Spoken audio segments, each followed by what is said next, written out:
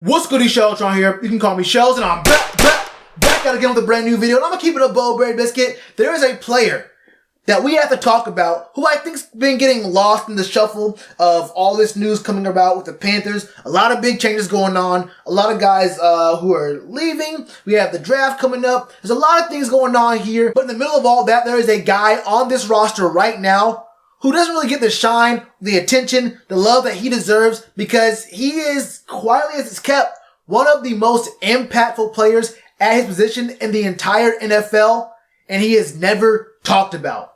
I'm talking about Mario Addison. He's a defensive end / linebacker for our team. He played DE most of his career, but in the 3-4 this year, he played hand in the dirt and stand up sometimes. He is 32, bounced around the league a little bit in his earlier years. He played for the Bears, the Redskins, and I think the Colts.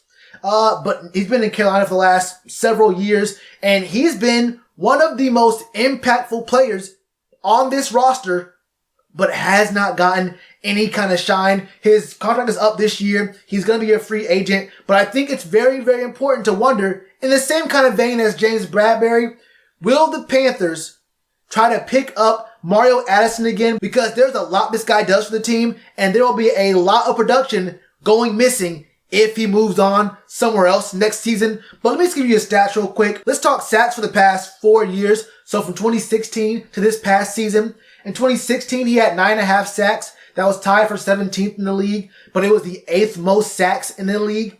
Then in 2017, he had 11 sacks. That was tied for 11th in the league, but it was the 6th most number of sacks in the league. 2 years ago in 2018, he had 9 sacks. That was tied for 24th, but it was the 12th most in the league. And just this past season, he had 9.5 sacks, which was tied for 19th, but he had the 12th most sacks in the league. And you hear those numbers, 9.5, 11, 9, 9.5. You think to yourself, those aren't really all that impressive. I mean, those aren't Joey Bosa. Those aren't, you're not seeing Aaron, you're not seeing 15, 16, 20 sacks like these premier, elite, top of the line dudes in the NFL. He's not getting those kind of numbers, but that's not the most important part. It is great to have a guy who can have those big numbers that top the whole league, but for the past 4 years, guess where those numbers ranked on the Panthers? Mario Addison has had the most sacks on this roster for the last 4 years in a row. And this is a guy who wasn't like a Luke or James Bradberry where he was on the field all the time, basically almost every single play on defense.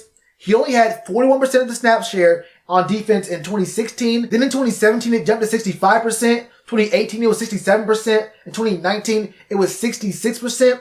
This is a guy who's led this team in sacks for 4 straight years and has never played 70% of the snaps on defense. And for 2 straight years, he was in the top 10 in number of sacks in the league. And for the past 2 seasons, he dropped all the way down to 12th most sacks in the entire league. But let me frame it for you in a different way. In 2016, Mario Addison had 27 total tackles and 9.5 of those were sacks. That's 33% of his tackles being sacked. 2017, he had 44 tackles, the 11 sack year. 25% of his tackles were sacks. In the past 2 seasons, he had 35 and 34 combined tackles and then 9 and 9.5 sacks. Once again, over 25% of his tackles ended up being sacks. And even when he's not getting sacks, he's still making the guy throwing the ball for the other team earn his paycheck. In 2016, he had 15 hits on the quarterback. 2017, 15 hits on the quarterback. 2018, 12 hits on the quarterback. 2019, 14 hits on the quarterback. He is getting in the backfield and he is making his presence felt every single time he's on the field. Mario Addison is a guy who consistently produces for this team, but doesn't really get very much of the shine at all. I mean, Pep came back. We always had Luke. James Bradberry's been doing pretty good. There's KK and even Star when he was on the squad. Those are the guys getting a lot of the shine. But Mario Addison has really been stepping up and really has been a big part of the defense for the past 4 years straight. And his contract is now up. I think this is very important right here because every team in the NFL is looking for someone who can consistently get to a quarterback. We all know the quarterback is the most valuable, the most important position on the football field. But right behind that, you might be thinking, left tackle, you need a guy who can protect the quarterback. But what we've seen is that teams always value a defensive end or just an edge rusher over a left tackle. We see it in free agency and we see it in the draft. How often have you seen the best left tackle in the draft get picked before the best edge rusher? It don't happen very often. It really does not happen very often. This dude is going to get picked up if we don't pay him. And that's really where my bigger point comes to when I talk about a lot of different things, with James Bradberry. I think James is a better corner than his stats show, even though his stats do show he is a top corner in the league. Not a top 5 guy, but definitely a top 10 when you contextualize it around having to deal with Michael Thomas, Julio Jones, and Mike Evans 6 times a year. And I already gave you the numbers he's held them to over the past 3 years. You can check that video out right here by my head. James Bradberry will be getting paid this offseason. But then again, Mario Addison will probably be getting paid as well. And that's where my bigger point comes to. I don't want to get on this for too much because it's just stupid to get into it again. I feel like when I talked about Cam and the trade possibility, people heard Cam and trade in the same sentence and just completely blanked out, stopped listening, and started typing. When, if you watched the video or have watched any of my videos on this channel, and I have over 300 videos talking about the Panthers, I didn't say one negative thing about Cam Newton in that video.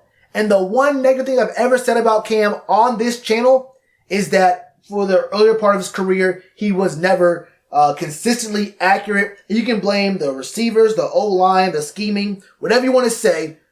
Cam just was not consistently accurate. I said this team, as it is presently constructed, and as the team will be constructed next year, and maybe even the year after that, it looks like this franchise is in rebuild mode because it is going to be extremely hard to keep a guy like Mario Addison, who is extremely impactful on the edge.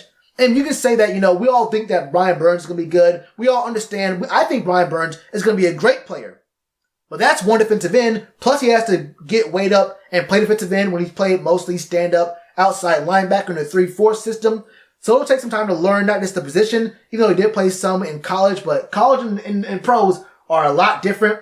And then getting used to his weight, getting used to change of speed, all that kind of stuff. But having one guy like Brian Burns on the edge on one side isn't the same thing as having Brian Burns on that one edge and Mario Addison on the other side. A guy who's been in the league since 2011, so he is a veteran. He does have some leadership qualities to him, and we do need some kind of veteran presence on this team with Luke Kuechly being gone. So there's no Luke.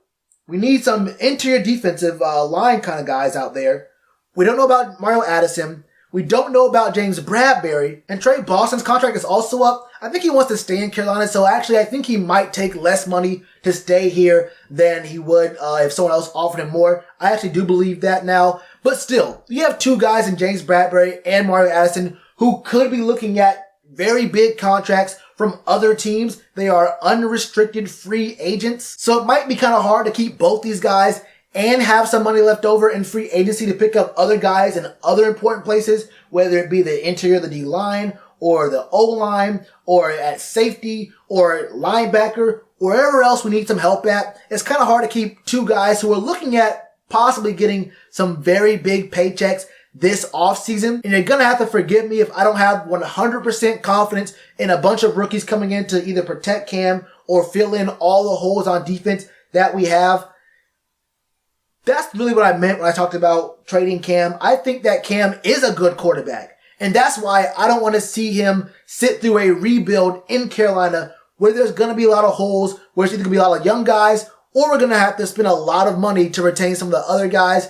And, we really can't spend that much money in free agency. And we'll have to depend on a lot of rookies to come in. It doesn't look like this is going to be, I could be wrong, but I don't think very many Panthers fans see next year as a deep playoff run kind of year, or maybe even the year after that. And that's why I said that we should trade Cam, because he deserves to be on a team that can win now. Because let's be honest, he could have the very best year of his career next year. The offense scores 35 points a game, but if the defense allows 40 points a game, it won't really matter. It's going to be probably, I can't guarantee it, but probably a 6-10, 7-9 season for next year. I could be wrong, but that's what I meant by that. I don't think I said a single thing in that video that you can actually disagree with. Because I didn't mention anything about Cam's skill. I didn't mention anything about a playbook. I didn't mention anything about whether or not Cam is going to be 100% healthy or not. I said it could happen. I said we don't know for sure, but Cam being 100% healthy in September has nothing to do with how the O-line is going to play from September to December. Now, if y'all have confidence in the O-line or a rookie coming in at left tackle protecting Cam all season, that's cool. But then you have to also tell me how much confidence you have in the defense for next year and how much confidence you have in a deep playoff run for next year. And then tell me how much you want to see Cam Newton play through a rebuild. Moving forward with these guys in free agency, these big, high-impact players in free agency, and even if you don't believe in their numbers, how much of an impact do you think we'll be losing over their replacement for the next 2 years? You don't just have a guy step in and do what James Bradbury is doing against Michael Thomas, Mike Evans, and Julio Jones. You don't just have a guy come in and have 4 straight seasons of 9+ sacks, leading the team in sacks and having top 12 numbers in sacks in the entire league for 4 straight years off the rip. That kind of impact cannot be immediately replaced by rookies or very cheap free agency signings. So you have to let me know how you feel about the future of this team and how you feel about keeping either both or one of James Bradbury or Mario Addison. Let me know all your thoughts in the comments below. And you already know to do with that like button. Cheers to you, appreciate the chance. Been told y'all I been the man. Been told y'all I had the gift. Tell a friend to tell a friend. Real ones gonna recommend. Count this as another win.